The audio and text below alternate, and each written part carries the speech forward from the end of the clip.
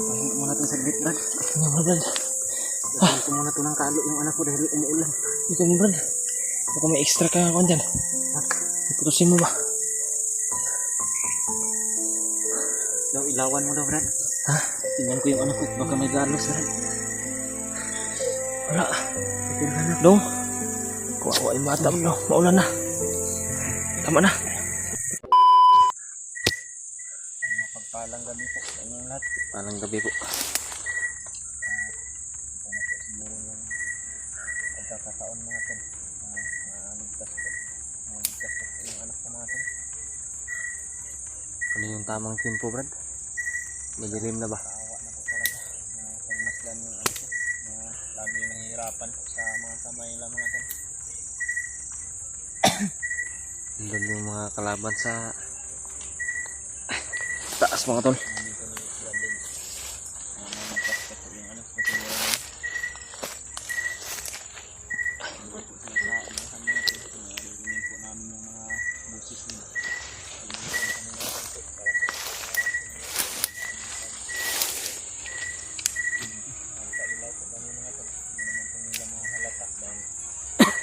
Masukal po kami na mga damuhan mga tol. Dito kami sa ilalim ng damo, mga tol. Layo-layo pa po sa kontis dun sa Nasa ibaba kami. bilang Sa nila ngayon. unahan po. Sana, mga tol. Radib mga tol. Dahil nasira daw yung bomba na dinadala nila o yung nilalagay nila sa katawan ng anak ko mga tol. Pagpalain sana kami ng Panginoon ngayon. Narinig po namin yung mga usapan kanina mga tol na lalakad daw o meron daw lalakarin yung commander nila ngayong gabi dahil may meeting daw na pupuntahan ganap ngayong gabi po mga tol. Iwan ko po kung saan mo pupunta nalitan dyan pa po mga tol, hindi pa naman nakakaalis. Ito na po siguro yung pagkakatao naligtas ko po yung anak ko at sana po ay walang nangyaring masama sa kanya. Namin ang walang nangyari nga po, walang galos po sa kanyang mga katawan. Malalim na po yung gabi, mga tol. Alas 9 na po ngayon ang gabi mga tol. 9 PM ng gabi. Nakakuha na po ng gubat ngayon dito. Wala na pong Pinadya namin talaga ni Brad eh. naririnig namin. Kung itong oras kami kilos patungo doon sa bata para hindi talaga nila kami mamalayan ba. At hindi kami gagawa ng ingay po, hindi kami magpaputok. Ano man yung kwan. Oh. Oras yun lang yung gamit namin. Plano na po namin ito ni Brad din mga tol. Ano po yung gagawin namin. Talaga pinagplanuhan namin ng maigi ni Brad eh. Para Tapos po sa mga kalaban. Ipunin ko po talaga. Lidirito po ako dun sa anak ko. hindi po kasi pwede, mga tol, na Hindi po yung mag-back up para sa mga kalaban. papanggap ako na bandido ba. Kasi yung suot ko po ay kita na po nila ito, kilala na po nila yung suot ko. Kaya yung pinaplano namin yung birthday talaga. Talagang ilos kami na walang putok, walang ingay po para maligtas talaga yung bata. Matiwasay na maligtas na walang mangyari mga sama. Palagi yung pangalan ko na gusto nyo na po talaga na matulungan ko na po siya mga tol. Pagdasal niyo po, mga tol. Maligtas malimin yung bata. Sana matagumpay na ibaba namin yung bata, mga tol. Para wala talaga mangyari sa kanya. Para mabasbawasan yung problema na dinaramdam ni Brad Pitt. Delikado man po yung gagawin namin ngayon. Kailangan po talaga namin itong gawin mga tol. Delikado na po namin lahat ng area ni Grabe yung ingay na sa taas, mga tol. Tinignan na po namin kung saan kami pupunta pag nagkaka na po yung anak ko na wala pa mga bandido na naka-pitbull sa area na yun dahil ngayon gabi kasi natin yung mga bandido nasa kampo na nila umuwi na. sa lungga nila ba? Nga na po sila ngayon. Kaya tamang dito na po siguro yung tamang oras para maligtas na po sa mga ganun. Grabe, parang nagkasiyahan sila sa itaas, Brad. Natayan sila ng kasiyahan yan doon. Baka- Inuman yan sila kanina. Hmm. At nalalasing na po yung mga bandido mga ganun. Pinadalahan po sila ni Commander Bangkin ng ng tuba. Inom nila dito sa bundok mga ganun. Yung galing po sa anyog. Coconut wine ba? Sa amin dito na tuba. Tuba. Yung coconut wine. Parang nalalasing na po yun sila mga tol. Tama. Talaga po yung panahon na siguro ito. Brad, parang malapit ng umulan, Brad, no? Yan. Parang malapit umulan na ba?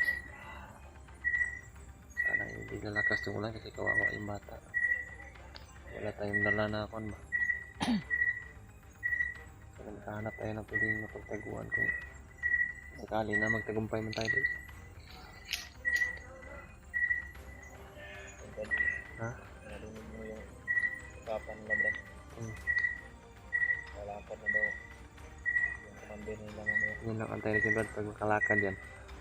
Pwede na tayong kikilos. Punta natin doon. Papatay lang natin sa ilaw natin. Magtagulilong na tayo. Pagbampayan po talaga namin yung itong mission na ito. Sana talaga. Kawawa na po talaga yung anak ko po mga to. Okay lang sana kung nasa tamang edad na po yun. Ngunit nasa kabata pa po talaga mga to. Hindi talaga pwede na Ramdam ko na po talaga matanggalan. yung trauma na nasa kanyang kalooban mga to. Natruma nga yung bata. Naalala ko tuloy yung bata na niligtas natin, Brad ba? Natruma nga yung bata na niligtas namin. Yan pa yung bata na Hindi naman nila sinasak. wala pa sa matinong isip ba? Nasa inisiping isip pa. Kaya mararamdaman talaga yung takot yan. Talaga ang lahat mga to. Inubos ko na po. Dito talaga kami ngayon sa Pagpaplano. Kung anong gagawin namin ni Brad. Ang ganun maligtas po namin. Nilalapitan po talaga namin yung mga bandido mga to. Kumukuha po kami ng mga informasyon. Kung ano po yung mga galaw nila. Para mapasok po namin ng tamang oras. At hindi po nagkakamali kami ni Brad mga to nila. Dahil buhay po ng bata yung nakakaya dito.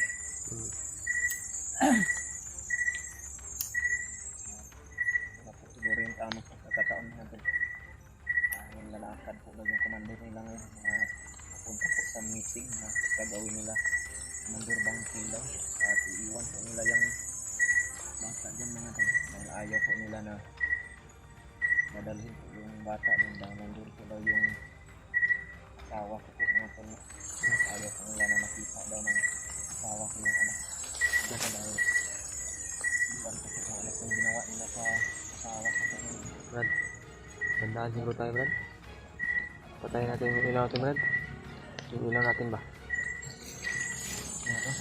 Mga tol kailangan na po namin patayin yung ilaw namin para dandahan na kami nalalapit doon at tingnan ang sitwasyon kung pwede na ba kami nakikilos patungo sa bata po. Brad,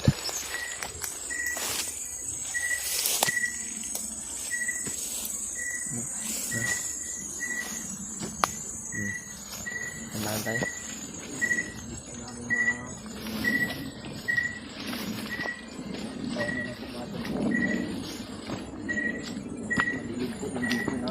Sinadya talaga namin ni Brad mga to na ganito yung aeroplano pa na dumaan sa area yung papawid.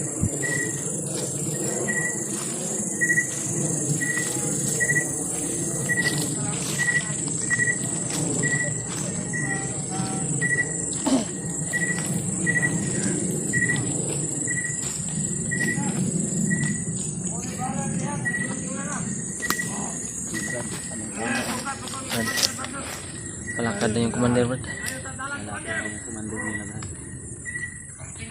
Dito sila sa puno Ng bata sa puno, Brad. Ikot tayo sa puno Brad. Oh. Brad, ikaw yung target mo, yung talaga yung anak mo, Brad.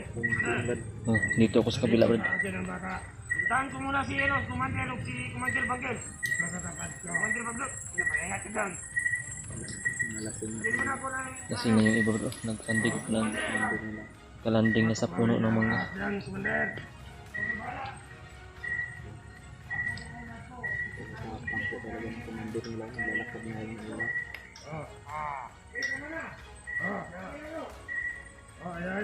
Yakan yung bata ha. Bata.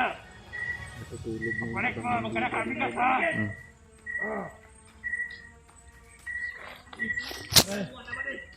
Tulog kayo, balik ka na tulog. Sa mga tauhan, Brad. Kapuntarya mo yung anak mo, Brad. Kakalat-kalat din yun, Brad. Tulog tayo.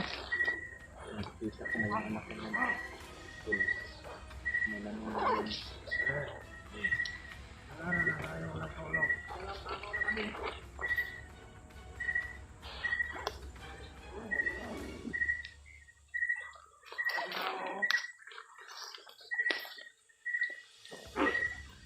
Biyag. Hindi matulog yan, ang biyag.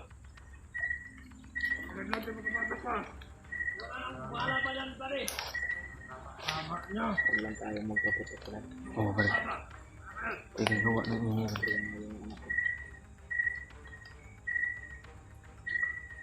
Kami po yung nandun sa mangga, Brad. Ha? Ulit ha.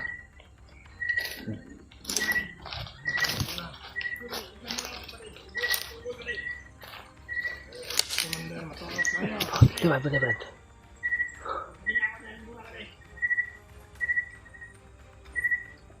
Bata, agurin niyo. Dalawa. Tulog ka.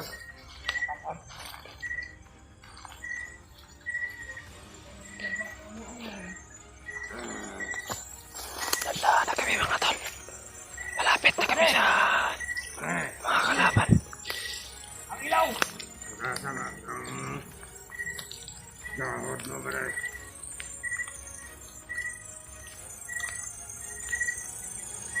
Pare! Pare! Hindi na makaya, matulog ako, pare. Sige, pare. Ala. Hindi pa naman natin biyan ko, pare.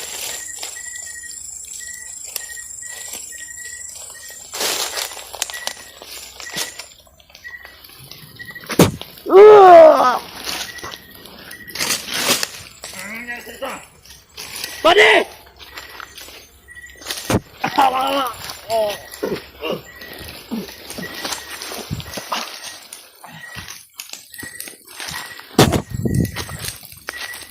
Brad. Hindi nakagising yung iba doon. Saan tayo, banda?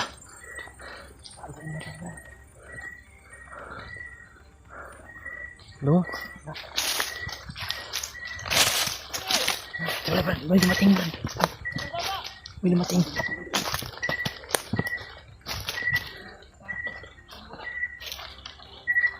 Balikan ko, Brad.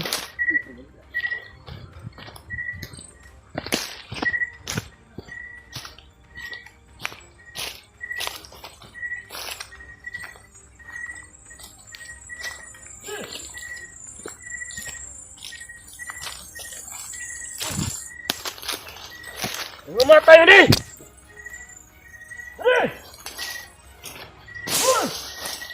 Ipang nila!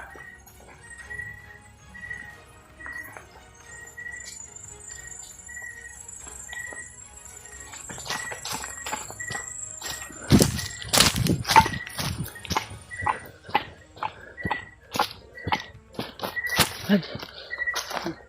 Kaya na. Kita tayo sa kabila.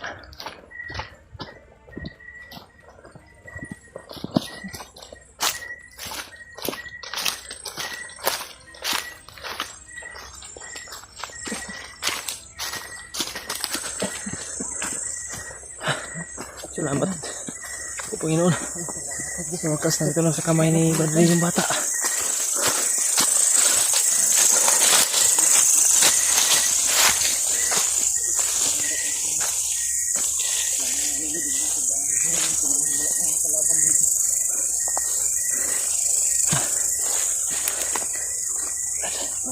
natin saglit, Brad.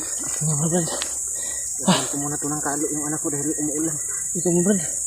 Baka may extra ka ako dyan. Iputusin mo ba? Daw, ilawan mo daw, Brad. Ha? Tingnan ko yung anak ko, baka may galos, Brad. Wala. Sige ka na. Dong. Kawawa yung mata mo. Maulan na. Tama na. Patayin akong ilaw, Brad. Buti, Brad. Dandahan tayo, Brad. Tara. Layo tayo. Tingnan mo to, Brad. Malapit tayo sa kon.